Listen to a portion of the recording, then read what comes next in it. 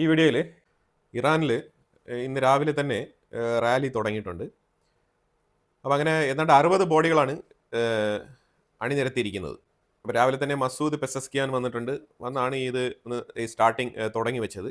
തെഹ്റാനിൽ ഇൻഗ്ലോബ് സ്ക്വയറിൽ നിന്നാണ് സ്റ്റാർട്ട് ചെയ്തത്.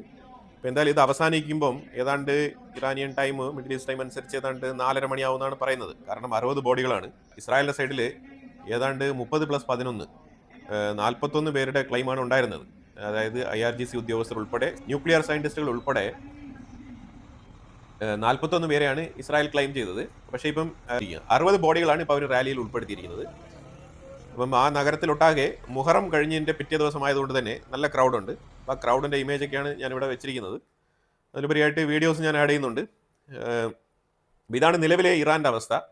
അപ്പം ആയത്തുള്ള ഖമനേയി വീണ്ടും ഭീഷണിപ്പെടുത്തിക്കൊണ്ടിരിക്കുന്ന സാഹചര്യത്തിൽ ഇന്നലെ ഡൊണാൾഡ് ട്രംപ് അതിനെതിരെ പറഞ്ഞിട്ടുണ്ടായിരുന്നു. ഡൊണാൾഡ് ട്രംപ് അതിനെതിരെ പറഞ്ഞതല്ല, ശരിക്കും ആയത്തുൽ ഖമനേയിയുടെ സ്റ്റേറ്റ്മെന്റിനെ കൗണ്ടർ ചെയ്തുകൊണ്ടുള്ള ഒരു സ്റ്റേറ്റ്മെന്റ് അമേരിക്കയുടെ ഭാഗത്ത് നിന്ന് വന്നിട്ടില്ല. ഈ ആയത്തുൽ ഖമനേയിയുടെ തുടരെയുള്ള ഈ രീതിയിലുള്ള ഫൂളിഷ്നെസ് ആയിട്ടുള്ള മെസ്സേജുകളെ ഒന്നും തന്നെ അമേരിക്ക വലുതായിട്ട് മൈൻഡ് ചെയ്യുന്നില്ല. അതിന്റെ കാരണം ട്രംപ് വളരെ സീരിയസ് ആയിട്ട് തന്നെ നൊബൽ പ്രൈസിന്റെ പുറകിൽ നിൽക്കുന്നതായിട്ടാണ് നമുക്ക് മനസ്സിലാക്കാൻ പറ്റുന്നത്. ഇത് തമാശയോ അല്ലെങ്കിൽ ജോക്കൊന്നുമല്ല. സമാധാനത്തിന് വേണ്ടിയിട്ടുള്ള നൊബൽ പ്രൈസ് മേടിച്ചേ അടങ്ങും എന്ന് പറഞ്ഞ് നിൽക്കുന്ന ഒരു സാഹചര്യമാണ് ഇപ്പം നിലനിൽക്കുന്നത്. അതിൻ്റെ കാരണം എന്ന് പറഞ്ഞാൽ ഡെമോക്രാറ്റിക് റിപ്പബ്ലിക് ഓഫ് കോങ്കോ, അതുപോലെ തന്നെ റുവാണ്ട, 2 രാജ്യങ്ങളെയും ഇന്നലെ US ക്ഷണിച്ചു വരുത്തിയിരുന്നു. 2 രാജ്യങ്ങളുടെയും റെപ്രസെൻറ്റേറ്റീവ് അവിടെ വന്നിട്ടുണ്ടായിരുന്നു. വൈറ്റ് ഹൗസിൽ വെച്ചിട്ട് തന്നെ അവരുടെ ഒരു ഫൈനൽ പീസ് എഗ്രിമെന്റ് അവിടെ സൈൻ ചെയ്തു.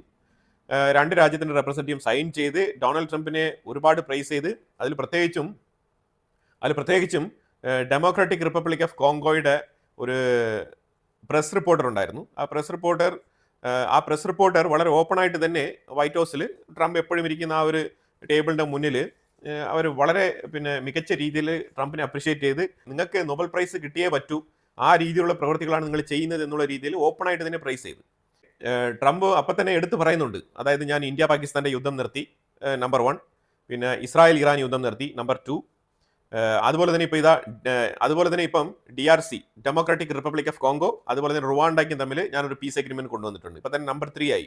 ഇനിയിപ്പോൾ അടുത്ത് ട്രംപ് ലക്ഷ്യമിടുന്നത് ഇത് എല്ലാ പീസ് എഗ്രിമെന്റിലും ഒരു ഡീൽ ട്രംപ് വെക്കുന്നുണ്ട്. ആ ഡീലിനെ കുറിച്ച് ഞാൻ പിന്നീട് വരാം.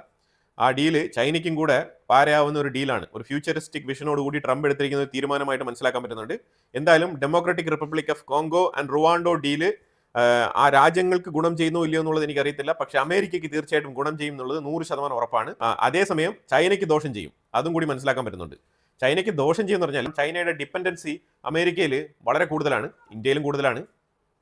അപ്പോൾ ആ ഒരു സാഹചര്യത്തിൽ ഈ ഡെമോക്രാറ്റിക് റിപ്പബ്ലിക് ഓഫ് കോങ്കോ അതേപോലെ റുവാണ്ട 2 രാജ്യങ്ങളുമായിട്ടും ഒരുപാട് പ്ലെൻറ്റി ഓഫ് മിനറൽ ഡീൽസ്. എല്ലാവർക്കും അറിയാം, അവിടെ നടക്കുന്ന യുദ്ധത്തിൽ ഒരു 80% യുദ്ധം നടക്കുന്നത് ഈ ഒരു ലാൻഡിനും കിട്ടുന്ന റെയർ എർത്ത് എലമെന്റ്സിനും വേണ്ടിയിട്ടാണ്. ആ ലാൻഡിന് വേണ്ടിയിട്ടാണ് അവിടുത്തെ യുദ്ധം നടക്കുന്നത്. പക്ഷെ അവിടെ കമ്മ്യൂണൽ വയലൻസും ഉണ്ട്, ക്രിസ്ത്യൻസും മുസ്ലിംസ് അതേപോലെയൊക്കെ ചില കമ്മ്യൂണൽ വയലൻസ് ഒക്കെ അവിടെ ഉണ്ട്.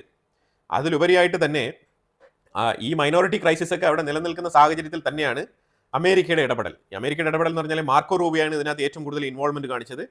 മാർക്കോ റൂബിയോ ശരിക്കും ട്രംപിന് കിട്ടിയ ഒരു അസറ്റ് തന്നെയാണ്. അത് അങ്ങനെ തന്നെയാണ് വിലയിരുത്താൻ പറ്റുന്നത്. കാരണം അമേരിക്കയിൽ ഇപ്പോഴത്തെ ഒരു എക്സിക്യൂട്ടീവ് സെക്രട്ടറി മെമ്പേഴ്സ്മാരെല്ലാം ഇപ്പോഴത്തെ പൊസിഷനിൽ ഇരിക്കുന്ന ഇപ്പോൾ പീറ്റർ ഹെക്സത്ത് ആയിക്കോട്ടെ, അതുപോലെ സ്റ്റീവ് വിറ്റ്കോഫ് ആയിക്കോട്ടെ, ഇപ്പോൾ അമേരിക്കയുടെ വൈസ് പ്രസിഡന്റ് JD വാൻസ് ആയിക്കോട്ടെ, ഇതിലെല്ലാം തന്നെ ബെറ്റർ ഓപ്ഷനാണ് മാർക്കോ റൂബിയോ. വളരെ കീനായിട്ട് കഴിഞ്ഞ 3 ആഴ്ച കൊണ്ട് വളരെ ഡീപ്പായിട്ട് ഈ 2 രാജ്യങ്ങൾക്കും ഇടയിൽ വർക്ക് ചെയ്ത് അവർ 2 രാജ്യങ്ങളെയും ടേബിളിൽ കൊണ്ടുവന്നിരിക്കുകയാണ്. അത് വളരെ സക്സസ്ഫുൾ ആയിട്ടുള്ള ഒരു സംഗതിയാണ്. ഒരുപാട് അമേരിക്കൻ പ്രസിഡന്റുമാർക്ക് സാധിക്കാത്ത വിഷയം തന്നെയാണ് മാർക്കോ റൂബിയോ ഡൊണാൾഡ് ട്രംപിന്റെ അഡ്മിനിസ്ട്രേഷൻ നടത്തിയിരിക്കുന്നത്. പക്ഷേ ഇതുപോലെ ഒരുപാട് പീസ് എഗ്രിമെന്റ് ഒപ്പുവെച്ചിട്ടുണ്ടെന്നും അത് റുവാണ്ടയുടെ റെപ്രസെൻറ്റേറ്റീവ് വളരെ വ്യക്തമായിട്ട് അത് ട്രംപിന്റെ മുഖത്ത് നോക്കി തന്നെ പറയുകയുണ്ടായി.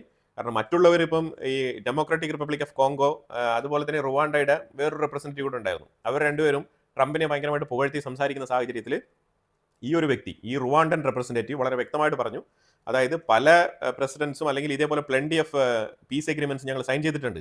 പക്ഷേ അതിലൊന്നും ഈ സൈൻ ചെയ്യാൻ നേതൃത്വം നൽകിയ ഈ സെൻട്രൽ പൊസിഷനിൽ നിന്ന് രാജ്യങ്ങൾ ആരും തന്നെ, ഈ മീഡിയേറ്റേഴ്സ് ആരും തന്നെ ജസ്റ്റിഫൈ ചെയ്തിട്ടില്ല, പിന്നീട് അതുമായിട്ട് സ്റ്റിക്ക് ഓൺ ചെയ്ത് നിന്നില്ല. അപ്പം ഡൊണാൾഡ് ട്രംപിന്റെ ഈ ഒരു അഡ്മിനിസ്ട്രേഷൻ എങ്കിലും ഇതിൽ സ്റ്റിക്ക് ഓൺ ചെയ്ത് നിൽക്കും. അതുപോലെ തന്നെ എക്കണോമിക് പ്രോസ്പെരിറ്റി പ്രോമിസ് ചെയ്തുകൊണ്ടാണ് ഇപ്പോൾ ഈ ഒരു ഡീലിലേക്ക് പോയിരിക്കുന്നത്. അപ്പോൾ ഒരു എക്കണോമിക് പ്രോസ്പെരിറ്റി, ആ ലെവറേജ് ഞങ്ങൾക്ക് കിട്ടും എന്ന് പ്രതീക്ഷിക്കുന്നു എന്ന് പറഞ്ഞിട്ടുണ്ട്. ഡൊണാൾഡ് ട്രംപും അതിനെ എഗ്രി ചെയ്തൊരു അവസ്ഥയാണ് നമുക്ക് കാണാൻ കഴിഞ്ഞത്.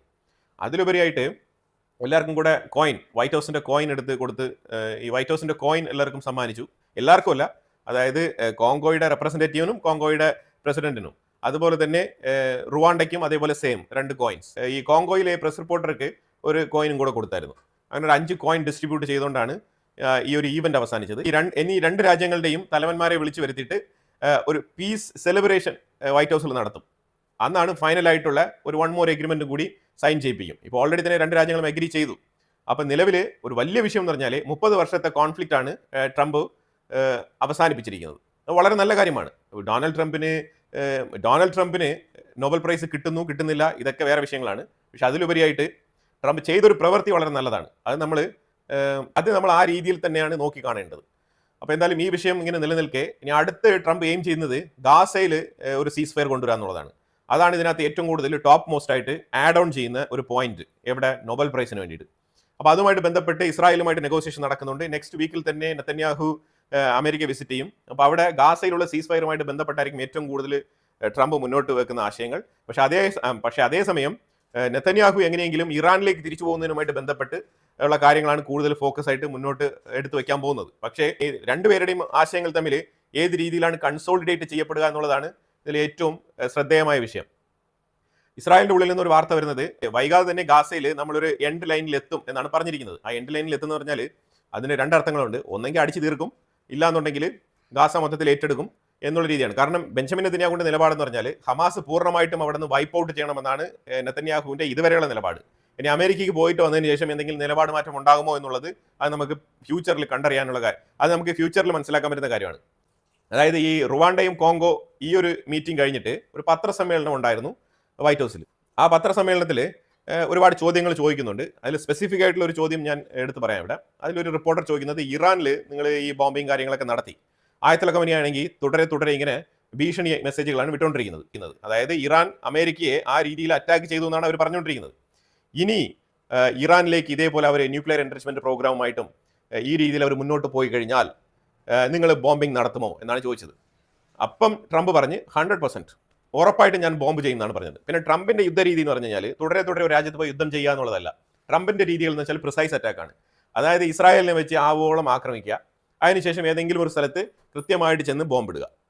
അതായത് ഈ പ്രിസൈസ് അറ്റാക്കാണ് ട്രംപ് ചെയ്യുന്നത്. അത് പണ്ട് IS-ന്റെ തലപ്പത്തുള്ള ആളിനെ വധിച്ചപ്പോഴായിക്കോട്ടെ, അതേപോലെ ഇറാന്റെ ഖാസിം സുലൈമാനിയെ സിറിയയിൽ വെച്ച് വധിച്ചപ്പോഴായിക്കോട്ടെ, എല്ലാം ഇങ്ങനെ പോയിന്റ് ഓഫ് അറ്റാക്സ് ആണ് US ട്രംപിന്റെ നേതൃത്വത്തിൽ നടത്തിയിട്ടുള്ളത്.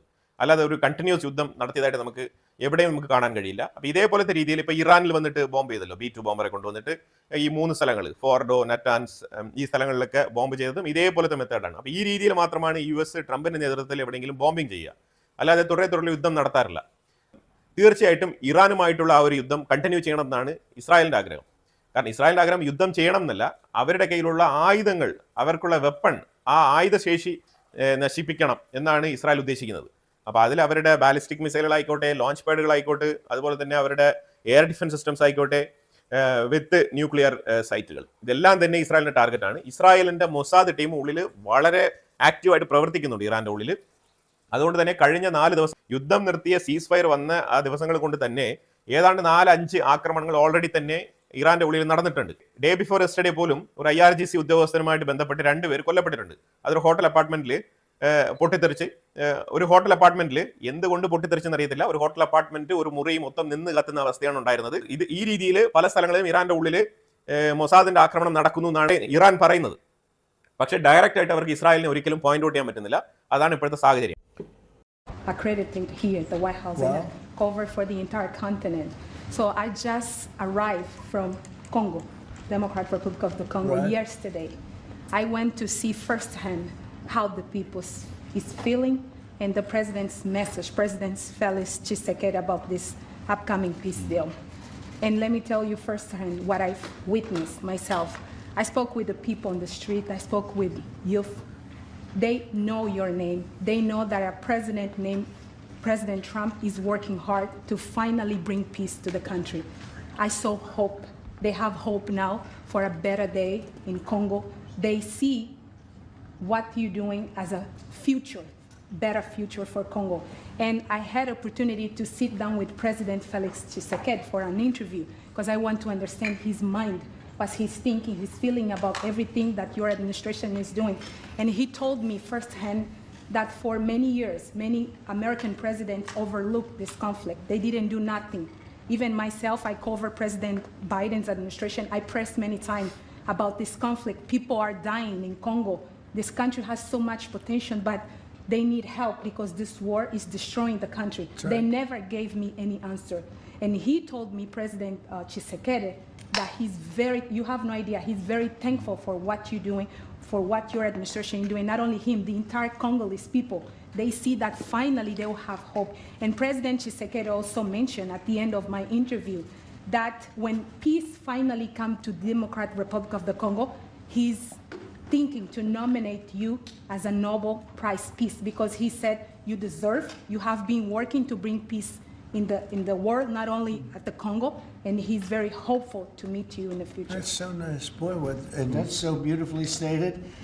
And Caroline said, number one, she did say, and I shouldn't say this because it's politically incorrect, she said, she's beautiful, and you are beautiful. Okay? I'm not allowed to say that, that could be the end of my political career, but I said it anyway. But അതുപോലെ തന്നെ ഈ Rwanda GRC കോങ്കോയുമായിട്ട് നടത്തിയ ആ ഒരു piece ഡീലിൽ Trump ഏറ്റവും കൂടുതൽ aim ചെയ്യുന്നത് rare earth elements ആണ്. കാരണം ചൈനയെടുത്ത് ഈ ഒരു രീതിയിൽ കോംപ്രമൈസ് ചെയ്ത് ഒരു കണക്കിന് പറഞ്ഞു കഴിഞ്ഞാൽ ചൈനയുടെ കാല് പിടിക്കേണ്ട ഒരു അവസ്ഥ വന്നത് റെയർ എർത്ത് എലമെൻറ്റുമായിട്ട് ബന്ധപ്പെട്ടാണ്. അപ്പോൾ ആ ഒരു സാഹചര്യത്തിലാണ് ട്രംപ് ഏറ്റവും കൂടുതൽ ഇപ്പോൾ ഈ റുവാണ്ടയും ഈ GRC കോങ്കോയും തമ്മിൽ ഒരു പീസ് ഡീൽ ഉണ്ടാക്കുന്നതിലുപരിയായിട്ട് ഏറ്റവും കൂടുതൽ അവിടെ റെയർ എർത്ത് മൈനിങ്ങിന് വേണ്ടിയിട്ട് ഒരുപാട് അമേരിക്കൻ കമ്പനീസ് താല്പര്യം പ്രകടിപ്പിച്ചിട്ടുണ്ട്. അതുമായിട്ട് ബന്ധപ്പെട്ട നീക്കങ്ങൾ മുന്നോട്ട് നടക്കുന്നുണ്ട്. അപ്പോൾ ഇത് ഒരു ലോങ് റണ്ണിൽ വേണമെങ്കിൽ ഒരു 5-6 വർഷത്തിനുള്ളിൽ അമേരിക്ക അവരുടെ റെയർ എർത്ത് എലമെൻസിൽ സ്വയം പര്യാപ്തത നേടാനുള്ള സാഹചര്യം മുന്നിൽ കാണുന്നുണ്ട്. എന്തൊക്കെ കമ്പനികൾ, എന്തൊക്കെയാണ് താല്പര്യങ്ങൾ, ഏതൊക്കെ കെമിക്കൽസ് എന്നുള്ളതൊക്കെ നമുക്ക് വേറൊരു ദിവസം വേറൊരു വീഡിയോയിൽ നോക്കാം. പക്ഷേ ഇത് വളരെ എഫക്റ്റീവായിട്ടുള്ള കാര്യങ്ങളാണ്. ഈ രീതിയിലാണ് ചൈനയെ കൗണ്ടർ ചെയ്യേണ്ടത്. അല്ലാത്തൊരു സുപ്രഭാതത്തിൽ പെട്ടെന്ന് ടാക്സ് ഒക്കെ ഇട്ടുകൊണ്ട് ചൈനയെ കൗണ്ടർ ചെയ്യാം, ഒറ്റ ദിവസത്തിലെല്ലാം റെഡിയാക്കി കളയാമെന്ന് പറഞ്ഞാൽ അത് നടക്കുന്ന കാര്യമല്ല. ഇപ്പോഴാണ് കറക്റ്റായിട്ട് ട്രംപ് കുറച്ചുകൂടെ ആ ഒരു പ്രാക്ടിക്കലായിട്ട് ചിന്തിച്ചുകൊണ്ട് ട്രാക്കിൽ വരുന്നതായിട്ട് നമുക്ക് മനസ്സിലാക്കാൻ പറ്റുന്നത്. ഈ വീഡിയോ ഞാൻ ഇവിടെ നിർത്തുകയാണ്. അപ്പോൾ ഇതിനെക്കുറിച്ചുള്ള അഭിപ്രായങ്ങൾ കമന്റ് ബോക്സിൽ രേഖപ്പെടുത്തുക. കൂടുതൽ വിഷയങ്ങളുമായിട്ട് അടുത്ത വീഡിയോയിൽ വരാം. Thank you so much.